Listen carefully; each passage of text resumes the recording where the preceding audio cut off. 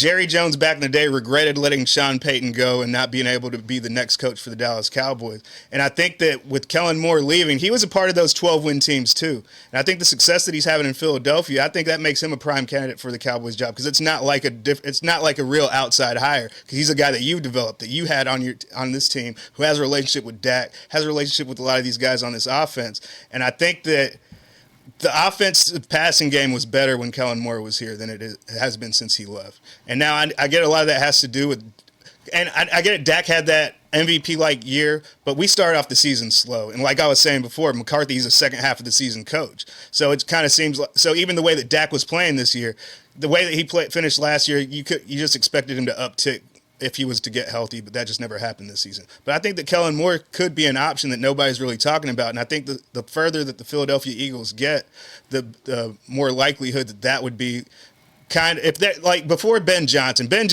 if you think Ben Johnson's going to be a Dallas Cowboy coach, you're dreaming. It's a pipe dream because he's going to want too much money that Jerry's not willing to give up.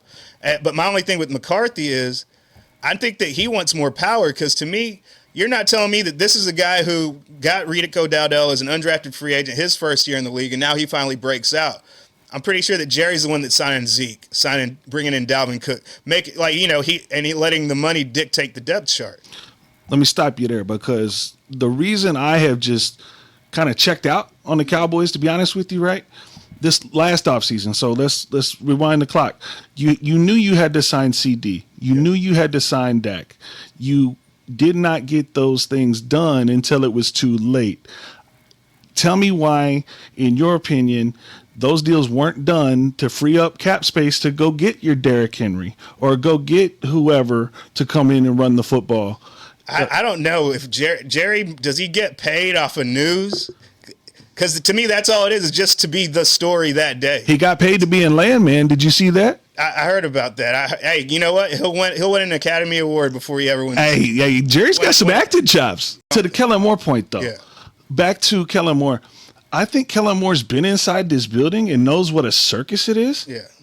I think Kellen Moore wants to go somewhere where he doesn't have to deal with the circus. Well, I also think that maybe he's vindictive towards Mike McCarthy because McCarthy's the reason he's not here. To where he's like, I want to show you that I could do a better job with Dak. And I think his relationship with Dak, it's like it would make sense just because of their relationship. Because, when Dak was a rookie, Kellen Moore was still a part of this team. And I just think that camaraderie.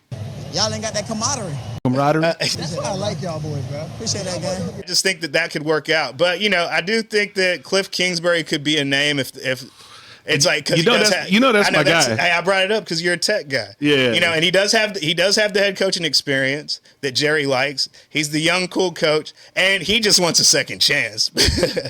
He just wants a second chance. And I think that it would make sense for Jerry because the way that the Commanders just ransacked our roster, it's like, this is payback. We're going to take your offensive coordinator and stunt the growth of your quarterback. Well, it's interesting because he's still getting paid to be a head coach from the Cardinals. Yeah. So he gets to sit back this time and say, all right, I'm going to wait for the exact right spot. Now, could Cliff Kingsbury, a Texas boy, Texas Tech legend, could he turn down an opportunity? He couldn't turn down the Cowboys. I don't think he could either. No true-blooded Texan could. But as a Cowboy fan, is that the right guy to lead this organization? I think we are in a spot where if it's not Mike McCarthy, who had 3 straight 12-5s, and obviously the playoff success hadn't been there, right? So this year is a wash. Dak got hurt. Your $60 million quarterback gets hurt. Micah gets hurt. Everybody so this year everything that could go wrong did go wrong. Yeah, for sure. So this year doesn't even count. But next year counts. But he gets credit for it. I'm saying he gets credit for this year because the way they finished the season. Tell me if you think their window has kind of closed a little bit, or if you still think they can bounce back and be contenders in this NFC with the Packers, with the Lions, with the Eagles, with the 49ers are going to bounce back. Yeah.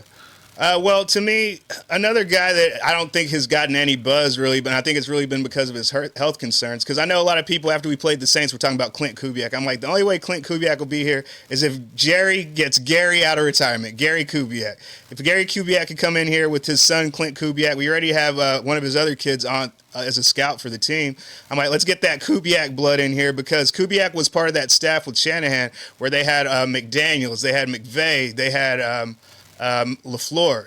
You know what I'm saying? So you could trust him to build a staff for the future, and maybe even Clint Kubiak could be the head coach in waiting, type of thing.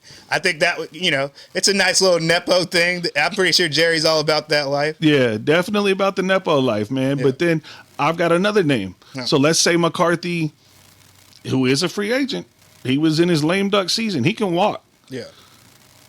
How do you think the defense responded over the year with Zimmer at the helm, former head coach, loves the Jones family, right? Has history here with the Cowboys, could come in, be that leader as the head coach, and then you go find your young whoever to call plays and run the offense. See, I don't think that Robert Saleh? Well, Salah's a defensive guy. Right. Yeah. It's either, that's what I'm saying. Zimmer is a defensive guy. Yeah. So Salah's another defensive guy. Okay. So I'm talking about strong, Dan Campbell-like presence. Oh, okay. Somebody to come in here and. Yeah, so that's why Vrabel was your number one guy. A guy who looks like he's not going to take shit because we've had too much of this players coach stuff around here, and we kind of need a guy that strikes fear a little bit. You know what I'm saying? Right. Yeah. Because holds you accountable. At this point, the Cowboys have always been Hollywood. Yeah. But this shit's getting out of control, bro. Yeah. And to the media point, Micah having his podcast, right? The Kelsey brothers have their podcast. The Amon-Ra brothers have their go get your money. The Kelsey brothers had Super Bowls, then they had a podcast. Sure. You know what I'm saying? Yeah, Draymond had a bunch of rings, then he had a podcast. Thank you, right? Winners. But now it's like everybody's doing it. Because to me, did you see what Micah said this week? If Micah Parsons got drafted by the Pittsburgh Steelers, you think Mike Tomlin let him have a podcast? Hell no. It's like, and they'd be winning, so he wouldn't care. That's another guy. Why can't we luck into a Mike Tomlin? Trade for Mike Tomlin. I don't know. Trade a whole bunch of fourth round picks because we don't ever use them. Dallas Bias